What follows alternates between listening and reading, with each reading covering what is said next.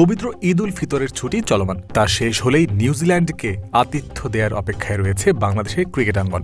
চলতি বছর home and away মিলিয়ে বেশ ব্যস্ত সূচি টাইগারদের, যার মধ্যে অন্যতম ছিল জুলাই আগস্টের আয়ারল্যান্ড সফর। 3টি করে ওয়ানডে ও টি-20 খেলার জন্য দেশটিতে ভ্রমণ করার কথা রয়েছে টিম বাংলাদেশের, তবে সেটা আর আলোর মুখ দেখছে না।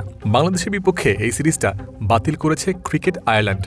ESPN ক্রিক ইনফো জানিয়েছে, লজিস্টিক ও আর্থিক সীমাবদ্ধতার কারণে বাংলাদেশকে আতিথ্য দেবে না আইরিশরা।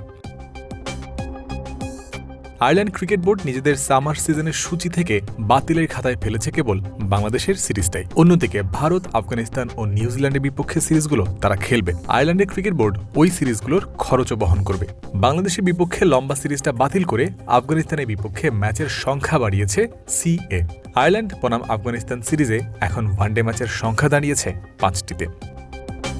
ফলের নির্যাস ও দুধের সমন্বয়ে পোলার টর্নেডো গ্রিন অ্যাপল আইসক্রিম। মন ভালো থাক।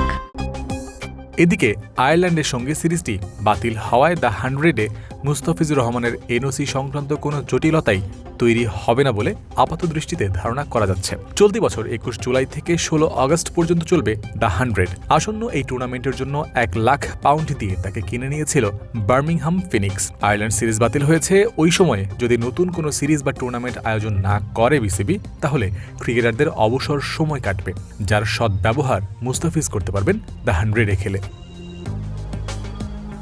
বাংলাদেশ সফরে এসে মে মাসের মাঝামাঝি সময় পর্যন্ত 2 ম্যাচের টেস্ট সিরিজ খেলার কথা রয়েছে পাকিস্তানের।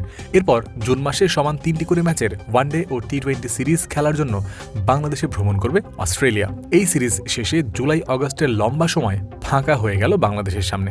সেপ্টেম্বরে টিম ইন্ডিয়াকে আতিথ্য দেওয়ার কথা রয়েছে BCBর, যদি তারা গত বছরের মতো আবারও ওই সিরিজটা বাতিল না করে।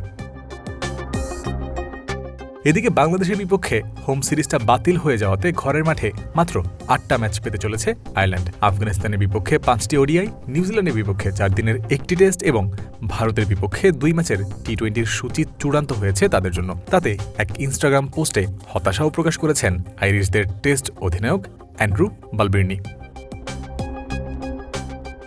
জয়ন্ত বিন্দু, ক্রিক ফ্রেন্সি।